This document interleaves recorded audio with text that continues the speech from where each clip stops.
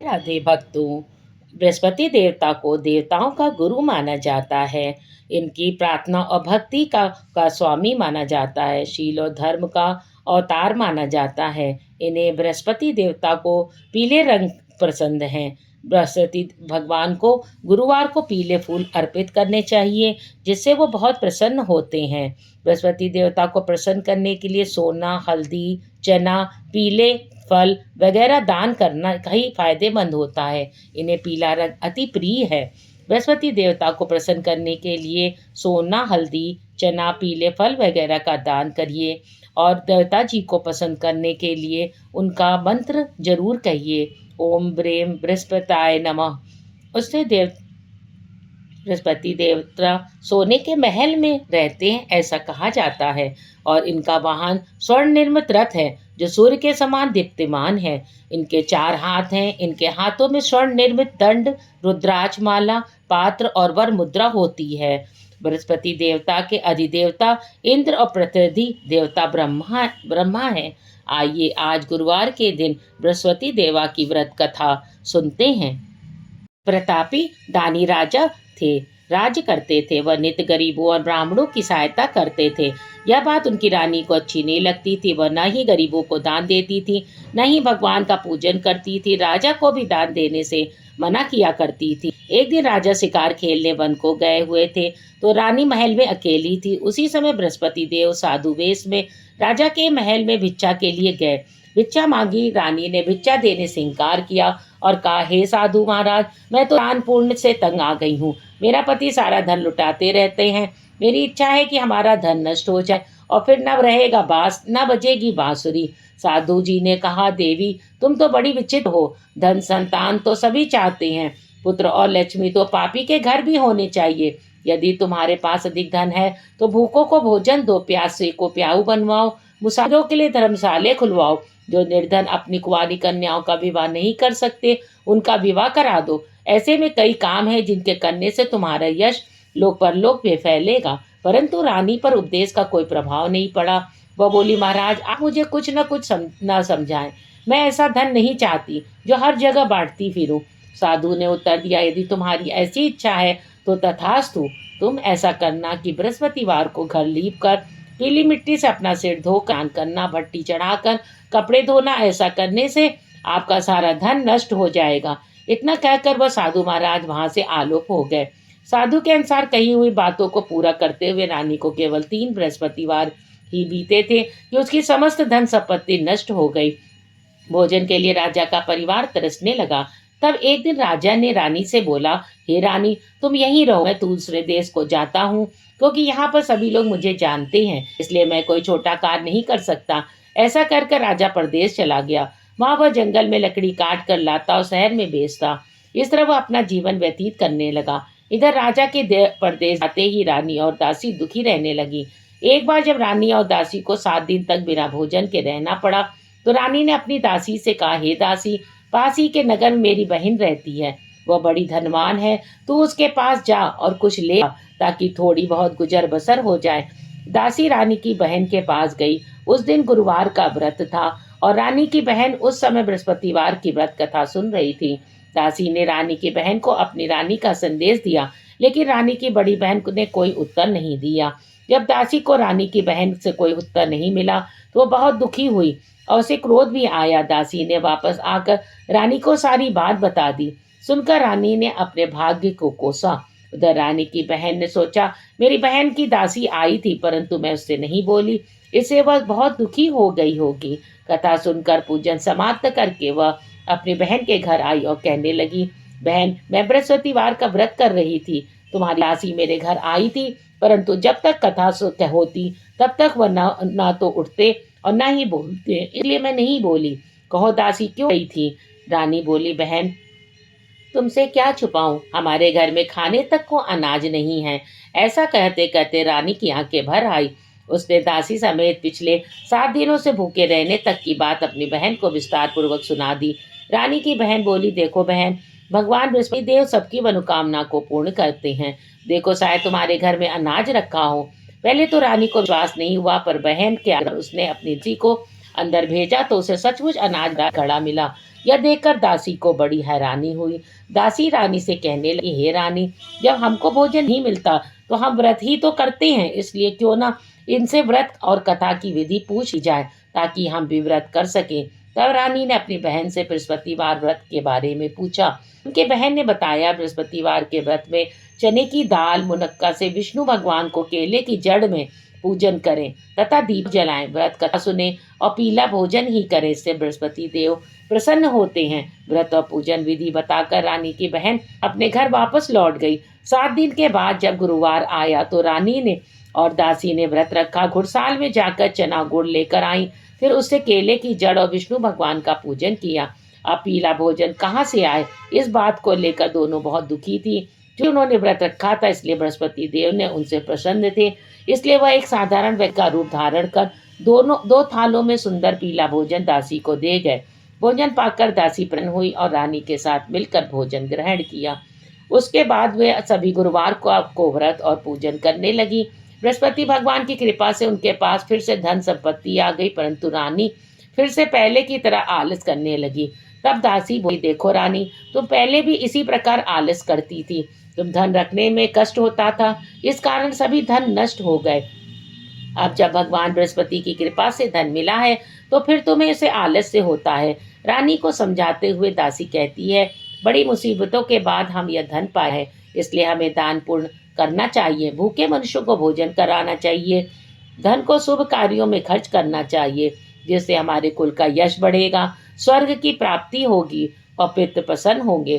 दासी की बात सुनकर रानी अपना धन शुभ कार्यों में खर्च करने लगी, जिससे पूरे नगर में उनका यश फैलने लगा। बृहस्पतिवार व्रत कथा के बाद श्रद्धा के साथ आरती की जानी चाहिए। इसके बाद प्रसाद बांटकर उसे ग्रहण करना चाहिए। एक दिन राजा दुखी होकर जंगल में एक पेड़ के नीचे आसन जमा कर बैठ गया। वह अपनी दशा को याद के व्याकुल होने लगा। बृहस्पतिवार का दिन था। एकाएक उसने देखा कि निर्जन वन में एक साधु प्रकट हुए।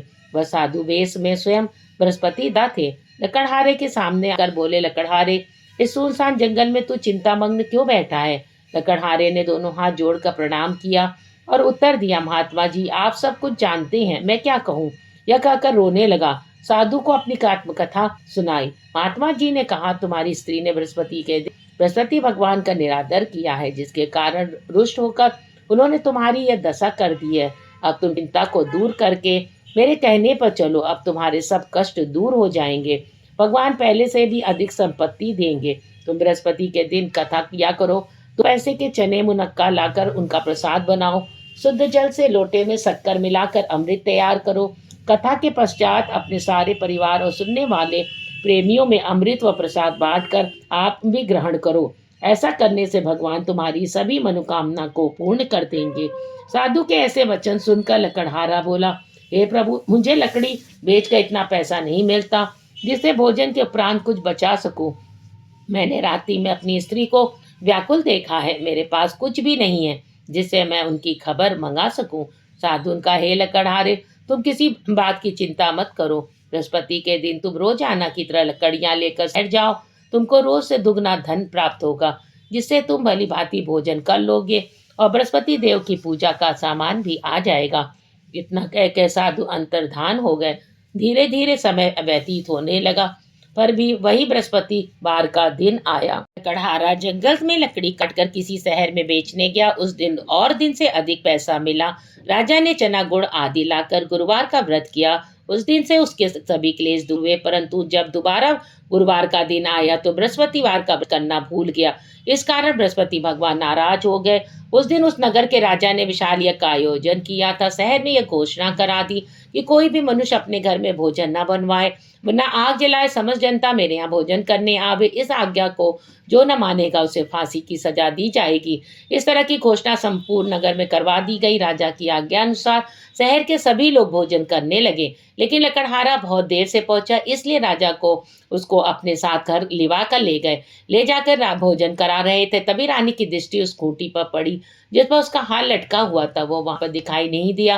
रानी ने निश्चय किया कि मेरा हार इस मनुष्य ने चुरा लिया है। उस समय सिपाहियों को बुलाकर उसको कारागार में डलवा दिया। जब लकड़हारा कारागार में पड़ गया और बहुत दुखी होकर विचार करने लगा कि न जाने कौन से पूर्ण जन्म के कर्म हैं, मुझे यह दुख प्राप्त हुआ है। उसी साधुवाद को याद करने लगा और जंगल में मिला था। उसी समय तत्काल बृहस्पति देव साधु के रूप में प्रकट हुए। उसकी दशा को देखकर कहने लगे, हे मूर्ख, तूने बृहस्पति देव की कथा नहीं करी, इस कारण तुझे दुख प्राप्त हुआ है। अब चिंता मत कर, बृहस्पतिवार के दिन कारागार के दरवाजे पर 4 पैसे पड़े मिलेंगे, उनसे तू बृहस्पति देव की पूजा करना, तेरे सभी कष्ट दूर हो जाएंगे।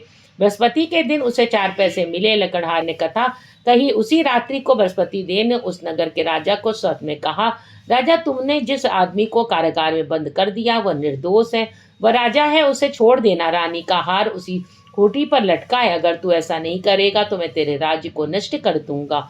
इस तरह रात्रि के स्वप्न को देखकर राजा प्रातःकाल उठा, पर हार देखकर लकड़हारे को बुलाकर क्षमा मांगी और लकड़हारे को योग्य सुंदर वस्त्र आभूषण देकर विदा कर दिया। बृहस्पति देव की आज्ञा अनुसार लकड़हारा अपने नगर को चल दिया।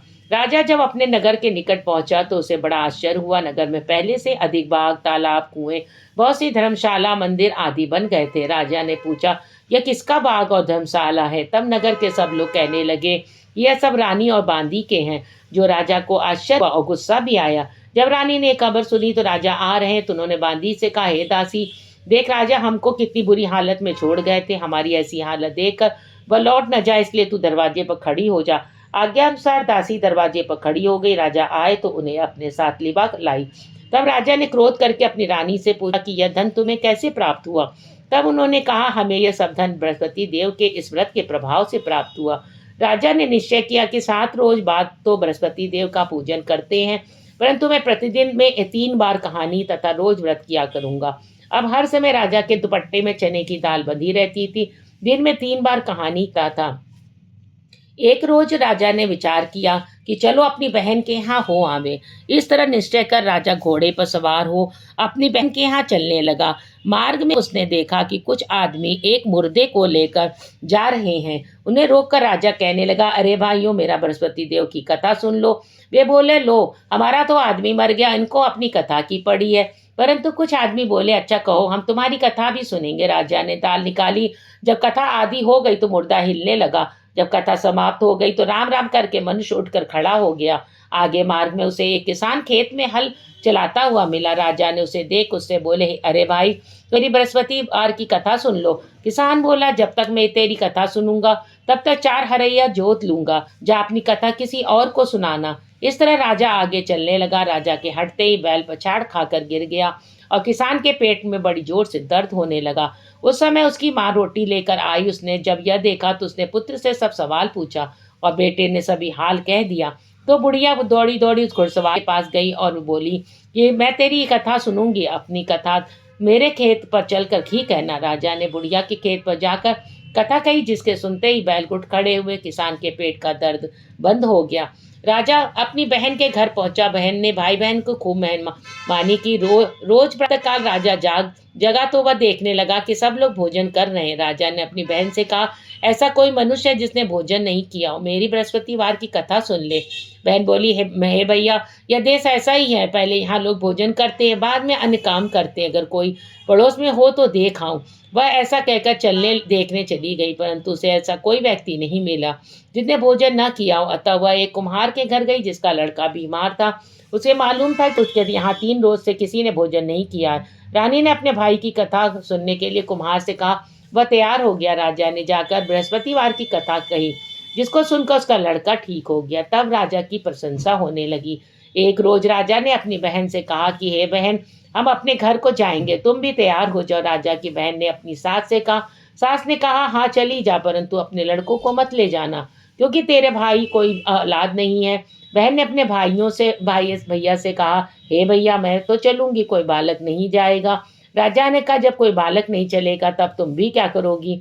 बड़े दुखी मन से राजा अपने घर को लौट आया। राजा ने अपनी रानी से कहा, हम निर्वंशी हैं, हमारा मुंह देखने का धर्म नहीं है, हम कुछ भोजन आदि नहीं किया। रानी बोली, हे प्रभु, बृहस्पति देव ने हमें सब कुछ दिया है, अब हमें औलाद अवश्य देंगे। उसी रात को बृहस्पति देव ने राजा से स्वप्न कहा, हे राजा, उठो, सभी सोच त्याग दो और रानी गर्भ से है। राजा की यह बात सुनकर बड़ी खुशी हुई।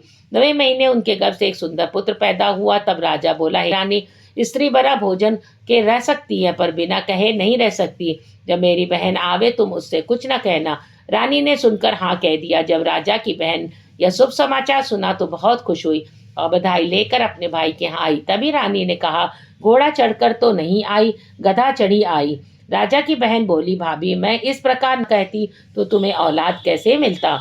बृहस्पति दो ऐसे ही जैसी जिसके मन में कामनाएं हों सभी को पूर्ण करते रहें। जो सद्भावना पूर्वक बृहस्पतिवार का व्रत करता है और कथा पढ़ता है और सुनता है, दूसरों को सुनाता है, बृहस्पति देव उसकी सभी मनोकामना को पूर्ण करते हैं। उसके बाद हमें आरती करनी चाहिए। ये आप सभी ने अगर मेरा चैनल सब्सक्राइब नहीं किया है तो लाइक और सब्सक्राइब कर दें। ऐसे ही कथा के लिए धन्यवाद।